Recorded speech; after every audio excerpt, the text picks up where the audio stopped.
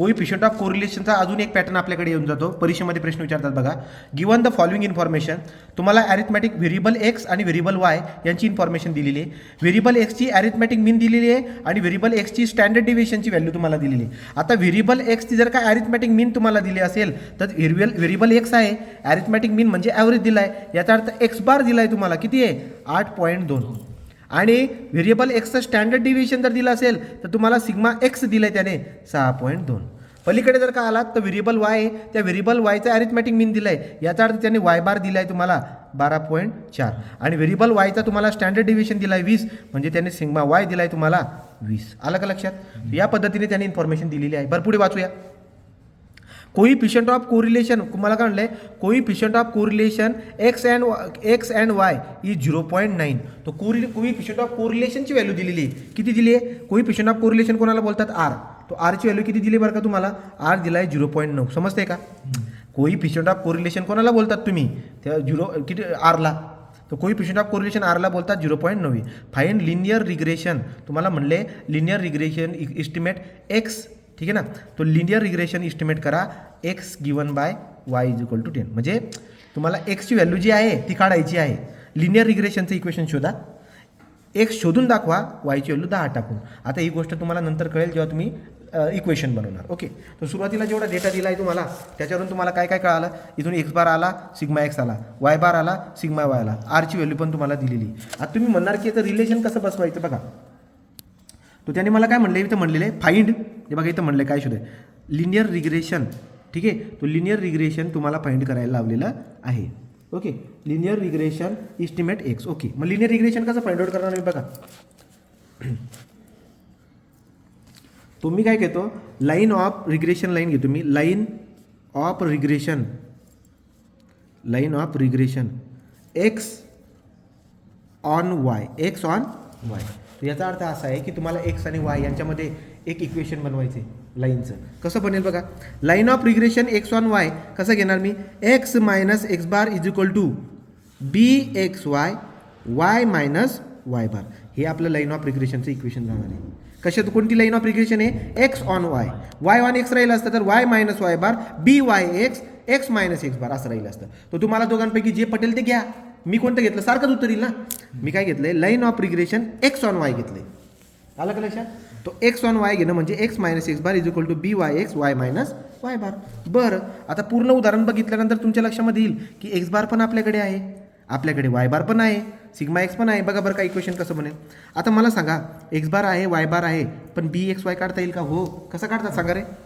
So बी x वायचा आपल्याकडे formula आहे r into sigma x by sigma y. बघा ना, एक्स सुरुवातीला आहे तो वरती एक्स पाहिजे, समजलं ना.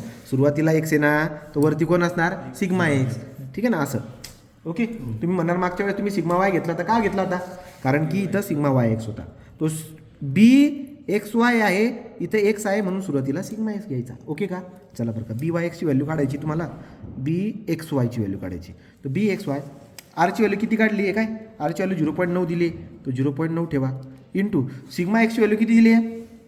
सिग्मा एक्स आहे काय? सिग्मा एक्स 6.2 दिला आहे, सिग्मा वाय 20 दिला आहे. तो सिग्मा एक्स वरती लिहायचं आहे 6.2 आणि खाली काय लिहायचं आहे 20. सांगा बरं काय बी एक्स वायची व्हॅल्यू किती? या बी एक्स वायची व्हॅल्यू जर तुम्ही कॅल्क्युलेटरवरती काढली तर किती निघून येईल चेक करा. 0.9, हे बघा 0.9 इंटू 6.2 डिवाइड बाय 20 करून घेऊ. किती येत आहे? 0.9 इंटू किती येतं? 0.9 into 6.2 divide by 20, 6.2 divide by 20. Okay, या पद्धतीने आपण बघणार आहे. किती उत्तर येते चेक करा. उत्तर येते 0.279. किती उत्तर येते याचं? तो बी एक्स वाय 0.279. ओके, हा झाला. पण बाळांनो, तुम्हाला काय बी एक्स वाय काढायला लावला आहे का? त्याने म्हणलं आहे बघा, व्यवस्थित वाचा.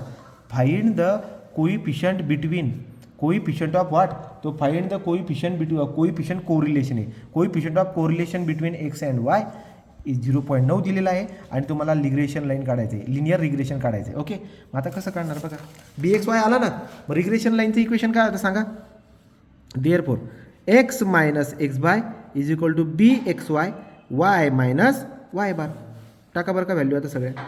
एक्सची व्हॅल्यू मला माहिती नाही, पण एक्स बारची व्हॅल्यू माझ्याकडे आहे. किती? 8.2. तो 8.2 टाकून देतो. 8.2.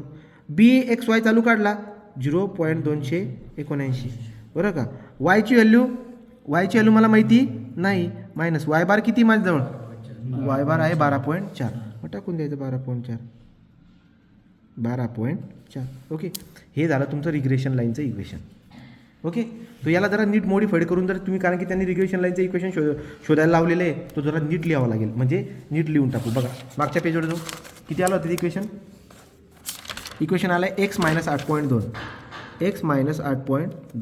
इज इक्वल टू 0.279 ब्रॅकेटमध्ये y - y - 12.4. ओके, याला जरा सॉल्व करा व्यवस्थित आणि या एक्समधलं इक्वेशन काढा. तो बघा x - 8.2 ठीक आहे, हे बघा बरं का 0.279 इंटू वाय, आणि यांचं जर कॅल्क्युलेशन केलं तर किती बाळांनो, हे याने इथं मल्टिप्लाय केला, याने इथं मल्टिप्लाय केला तर किती, 0.279 तो 0.279 इंटू किती 12.4 3.4596 किती आलं ते, तो मायनस 3 पॉईंट, मायनस का बरं, प्लस और मायनस 3.4596. ओके, या पद्धतीने इक्वेशन बनेल. परत तुम्ही काय करणार, एक्स जर तुम्हाला ते एक्सचं इक्वेशन बनवायला लावले ना, या संख्येला तिकडे टाकून द्या. हो चालेल. बघा एक्स इज इक्वल टू या 8.2 जो आहे इथं मायनस आहे, पलीकडे टाकल्यावर काय होईल प्लस. मग मी काय करणार 0.279 वाय मायनस 3.4596 प्लस 8.2. हे कॅल्क्युलेशन याचं होत असेल तर करून टाका. हे बघा ठीक आहे ना, तो किती आहे मायनस, बघा याचं इकडचं करून घेतो, मायनस 3.4596 बरोबर का, मायनस 3.4596 प्लस किती येते 8.2 प्लस 8.2 4.74 किती आला 4 म्हणजे एक्सचं इक्वेशन किती आलं आपल्याकडे 0.279 वाय ठीक आहे प्लस 4.7404. ओके 7404 हे इक्वेशन आलं. याला बोलतात equation of regression line x on a Y, X on Y हे इक्वेशन आलं. मग आता त्याने काय म्हटलं, इथं थांबू नका तुम्ही, इथं थांबू नका, जरा नीट वाचा. हे बघा ते काय म्हणलेले, find the regression line estimate एक्सची व्हॅल्यू काढा, वायची व्हॅल्यू 10 टाकू, वायची व्हॅल्यू 10 टाका आणि एक्सची व्हॅल्यू काढा. So therefore X is equal to 0.279 into वायची व्हॅल्यू काय ठेवली मी आता put Y is equal to 10 मग टाका प्लस 4.7404. मग किती एक्सची व्हॅल्यू सांगा, ते करायचं आपल्याला. तो 0.279 इंटू 10 प्लस 4.74 किती ते प्लस 4. किती आलं होतं 4.7404 4.7404. ओके हे बघा किती उत्तर आलं बाळांनो, हे उत्तर येते 7.5304. तो 7.5304.